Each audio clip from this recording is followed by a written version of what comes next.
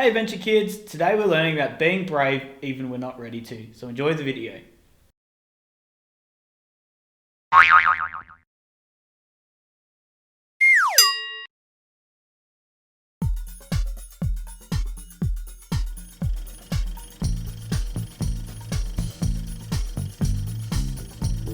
𝐵52 Movie presents Be Prepared, based on the true story of God helping Moses rescue the Israelites from slavery in Egypt.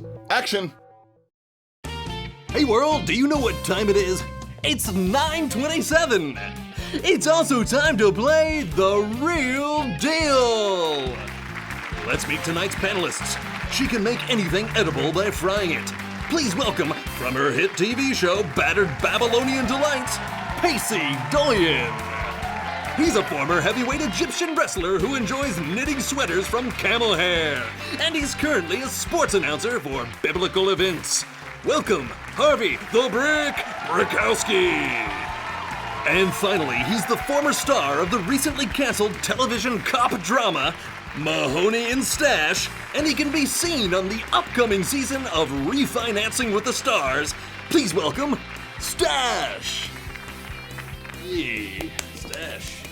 Man, glad to hear you're getting your finances. And now, here's the host of The Real Deal, your friend and mine, Gray Matthews.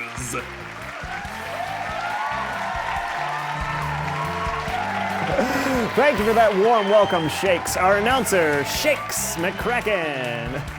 Oh, I am as pleased as punch to have our panelist here today. Pacey, how you doing? I'm doing great, Gray. Did you have any food for us today? As a matter of fact, I did, y'all. In honor of The Real Deal, I brought this here casserole that is chock full of imitation meats and cheeses that is so good, y'all. Your taste buds will fall clean off. Oh, sounds dangerous. Harvey! Hey, how are you? You can call me Brick, Gray. Okay, Brick. Hey, you know what? I have been a fan of yours as a sports commentator for years. Hey, that makes two of us. You're so funny, too. You calling me funny? No, I was. I'm just joshing with you, Gray. I'm just joshing with you. I gotcha. Smack Oh. down. All right, Stash. How you doing, Stash? A little rough. Excellent. All right, let's go over the rules of the game. In just a moment, we're going to bring out 3 contestants, all claiming to be the same person. It's up to our panel here to decide which ones are fake and which one is the real deal. Bring them on out, Shakes McCracken. Gray, he wrote the first 5 books of the Bible and led the entire nation of Israel out of slavery in Egypt. Please welcome Moses. My name is Moses. My name is Moses. My name is Moses. All right, panel, this looks like a tough one. Pacey, why don't we start with you? Oh, okay, hon. Let's see. Moses number 1. You led the entire nation of Israel out of slavery from Egypt. Now, why in the world would you want to do that, hon? Well, we see, I don't really remember. Look, a radish! What were? Uh-huh. Moses number 3, how about you? Can you answer my question? Why would you want to lead the entire nation of Israel out of Egypt? Well, because God told me to. Oh, how did he do that, hon? Well, he spoke to me from inside a bush that was on fire. Y'all, that sounds about as scary as a visit from the health inspector. Yeah, it was. And when God told me to go to Pharaoh, who was the most powerful man in the world, and tell him to set the Israelites free, I was terrified. All right, time's up. Rick, your turn. Moses number 2. Hey, that's my name. Don't wear it out. So Moses number 3 said he was terrified when God told him to go to Egypt. What do you say? No way. I ain't afraid of anything. I'm very brave and manly. There was this time I wrestled an alligator just for the fun of it. No, you didn't. Uh-huh. Big sucker, too. Whatever. It's true. You're a girl. Hey. Moses number 3. So if you were so scared to do what God told you to do, why didn't you try to talk your way out of it, huh? Oh, I did. Well, I gave him a whole bunch of excuses why I wasn't the right person, What if they don't believe that God sent me? What if I get there and I don't know what to say? I've never been a very good, Talker. Yes, thank you. So I told him that I wasn't ready and that he should go find somebody who is. And what did he say to that? Well, he said, "Who makes a man able to talk? Who makes him able to see?" He does, right? So God told me that he would tell me everything to say and he would show me everything to do. And he told me that he would send my brother Aaron along to help. All right, well, that was very good, very good. Stash, you're up. Well, it's mine. Oh, Yes, your turn. great. Moses number 1. You doing okay over there? My mouth is really dry. Could I have some water? Yeah, sure. Can we? Do you want some ice? Yes. No! I don't really... Look, a pillow sham! Right. Moses number 3. You sound like you were having a rough time. Like a guy who's on a TV show he'd spent 10 years devoted to that suddenly gets taken off the air without so much as a phone call from the producers telling him that his entire life was about to be changed in an instant, all because Mahoney got this low-budget indie film bit role. Did it feel like that? I don't really, How did you find the strength to go on, Moses number 3? Oh, well, God was with me every step of the way. He helped me show Pharaoh some truly amazing signs to show him how powerful he was. Signs like what? He turned the staff that I carried into a snake. And then back into a staff again. Huh. Is that what happened, Moses number 2? Oh, yeah, that's right. And then I walked up to Pharaoh and I was like, "Let my people go, dude." And then he was like, "Well, what are you gonna do if I don't?" And I was like, "Well, I'm gonna introduce you to 2 of my friends, Pain, and Discomfort." But bam! He was real quiet after that. So did he just let the people go? Yeah, he did, because he knew that's what was good for him, because that's just the way I roll. I mean, what? Is that what happened, Moses number 3? I mean, did you just scare Pharaoh into letting the people go by using your brute strength? No, definitely not. Let me make one thing perfectly clear. Without God, I am nothing. Without God, those people would still be slaves in Egypt. There was no way that I could have done this with my own power and my own strength. It was all God. All right, time is up. Now it's time for our celebrity panel to decide which one of these Moseses is the real deal. And while they're making their decision, here's our own Shakes McCracken to talk about our valued sponsors. Shakes. Well, Gray, today's show was brought to you by courage. Being brave enough to do what you should do, even when you're afraid. Thank you, Shakes. Okay, Pacey, let's start with you. What you got? Well, y'all, Moses number 1 is just completely freaked out. Moses number 2 is obviously a woman. So I am going with Moses number 3, y'all. All right, that's 1 vote for Moses number 3. Rick? Well, this is a tough one, Gray. You know, almost as tough as, as tough as me. 'Cause But I'm gonna bet the turnbuckle on Moses number 3. Look at her. All right, that's 2 votes for Moses number 3. Let's hear what Stash has to say. Stash. Well, Moses number 1 was simply sweating profusely. And Moses number 3, I will say, was very convincing. Okay, very convincing. But I'm gonna go with Moses number 2 because I think he's trying to throw us off by that whole being a woman thing. Okay, well that's 2 votes for Moses number 3, 1 vote for Moses number 2. Will the real Moses please stand up?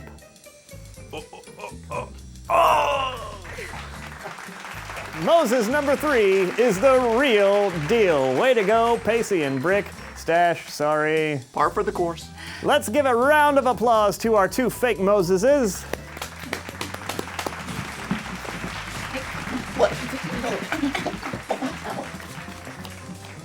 Now, Moses, I've got to tell you, I want to know, and I'm sure these panelists want to know, how did you finally convince Pharaoh to let the Israelites go? Well, like I said, it wasn't me. It was all God.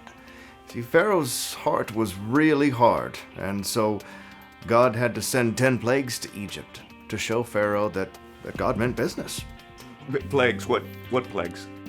There was a bunch of frogs, flies, gnats, locusts, hail falling from the sky. Well, the Egyptians got these horrible boils on their skin. It went dark for 3 days. Smackdown! I bet you that made Pharaoh change his tune. Yes, well, after the last plague, Pharaoh definitely changed his mind. Oh, what was that, hon? Well, after midnight, the firstborn son of every Egyptian died, and even Pharaoh's own son died. Scary stuff. Yes, it was. But the Lord was still with us. God spared my people from the plague because we did what God had told us to do. We went and spread the blood of a lamb on the edges of our front door. And so we weren't affected by the plague. We were saved. And then it was after that Pharaoh finally set us free.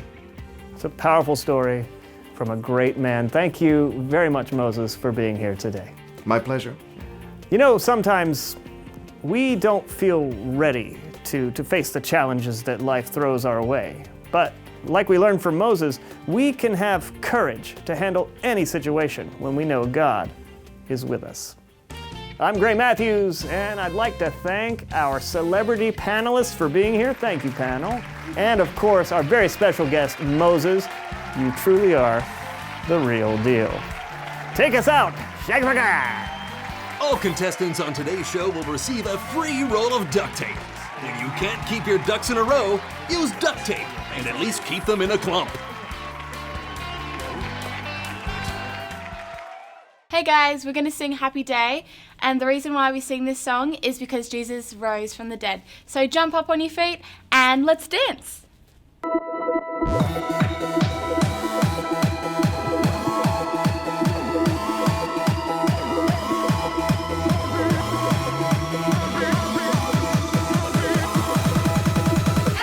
The greatest day in history. Death is beating, you have rescued me. Sing it out, Jesus is alive. The empty cross, the empty grave, life eternal, you have won the day. Shout it out, Jesus is alive. He's alive. Oh, happy day, happy day. You wash my sin away. Oh, happy day, happy day. I'll never be the same.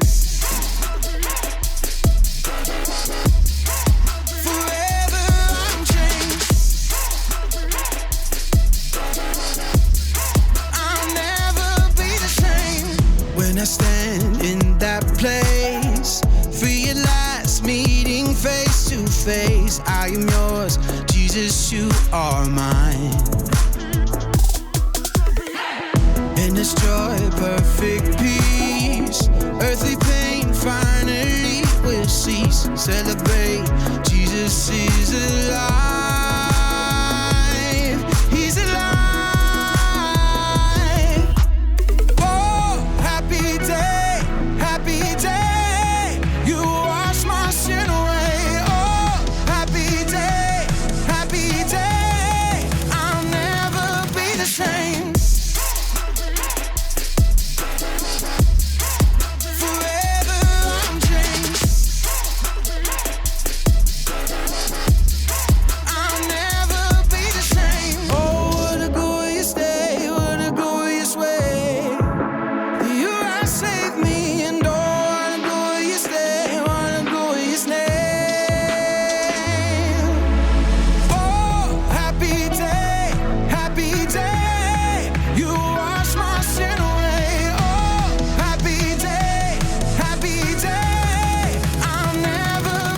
same.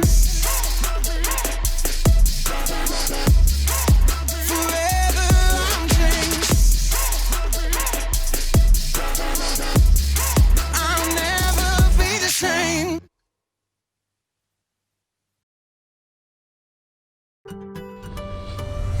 And now for an amazing true story from the book of Exodus, chapters 5 through 12. Joseph had brought his family, the Israelites, from their home in Canaan to the land of Egypt. But the Israelites grew so quickly that, well, the Egyptians were afraid they would take over. You work for us now. Get moving, faster! The Egyptians forced the Israelites to work as slaves. God's people could only dream about the land God had promised them. Please, God, save us. God already had a plan to save them, and he had chosen a man, Moses, an Israelite who had been adopted by the king, the Pharaoh, as a baby. But Moses had left Egypt when Pharaoh had grown angry with him. And, well, Moses had pretty much just been a simple shepherd in the hills of Midian for the last several years. Yodelee-hoo. Come on, Millie. Well, let's move it, Anita. Let's go. What? What's that? A leafy bush just ahead burst into flames. It didn't burn up. God spoke from deep within the fire. I am the God of Abraham, Isaac, and Jacob. Moses turned away from the brilliance, petrified. I have seen my people suffer, so I have come down to save them. I will bring them up out of that land and into a good land. So now, go. I am sending you to Pharaoh. I want you to bring the Israelites out of Egypt. Fear tightened in Moses' throat. He'd barely escaped Egypt alive. How could he go back? Who am I that I should go to Pharaoh and bring the Israelites out of Egypt? I will be with you. Say to the Israelites, the Lord has sent me to you. Still, Moses stood paralyzed with fear. So, God showed him a few miraculous signs, like turning his staff into a snake and then back again. That's amazing. But God, I'm not ready. You know, I don't talk so well in front of people. Your brother Aaron speaks well. He will speak to the people for you. Moses was out of excuses. And even though he still didn't feel ready, he took a deep breath and grabbed his staff. Okay, God, I'll do it. Aaron, called by God, came out to meet Moses. And together they went back to Egypt, entering the land where the Israelites were still slaving in the hot sun, making bricks and carrying huge stones. We have to go see Pharaoh. Moses trembled at the thought of facing one of the most powerful kings in the world. But he took a deep breath and he clutched his staff as he entered the palace. Pharaoh sat high on a golden throne surrounded by servants and guards. Oh, what do you want? The Lord is the God of Israel. He says, let my people go. Then they will be able to hold a feast in my honor in the desert. Who is the Lord? Why should I obey him? I won't allow it. But God says we must do this. You're taking the people from their work. Slave drivers! The Israelites are lazy. Make them work harder. Moses watched in horror as God's people worked even longer and harder. God, why have you brought this trouble? You haven't saved your people at all. Pharaoh's heart is very stubborn. Tell him, this is how you will know I am the Lord. I will strike the water with this staff, and the river will turn to blood. So Aaron and Moses met the Pharaoh down by the Nile River. I'm not sure I can do this. What if I just make things worse again? Moses stood firm, and Aaron struck the river just as God told him to. And instantly, the water turned to deep red blood. Ew. Ugh, that stinks. Oh, this is too bad. I was going to serve sushi for dinner.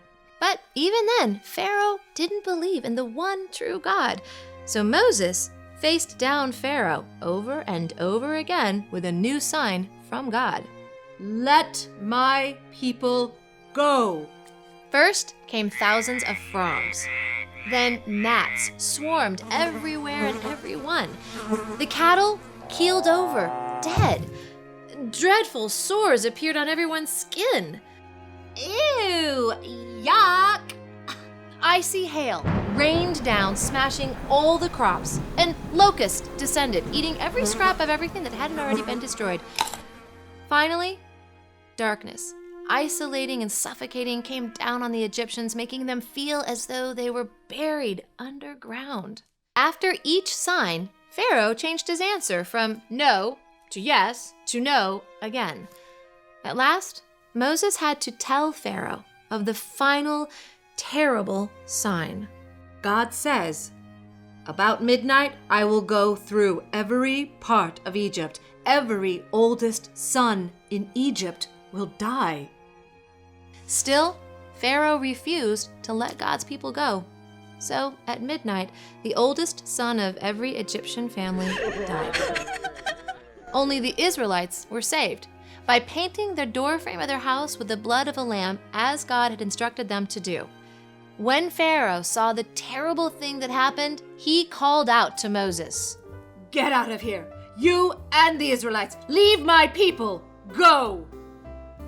After all the years of slavery, the Israelites were finally free. Moses took his staff in hand and set out, leading the way. Even though he wasn't sure about the long journey ahead, he knew that God would be with them, even though they didn't feel ready.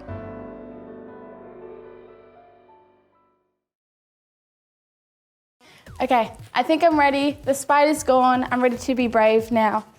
Hi, I'm back. That's good. I'm glad you're finally ready to be brave. Thank you. From today's story, it tells us that we can be brave even when we don't feel ready. And I'm brave, and you guys can be brave too because we have God. Isn't that right? Yeah, that's right. So make sure you guys like and subscribe to our videos so you keep up with our content every week.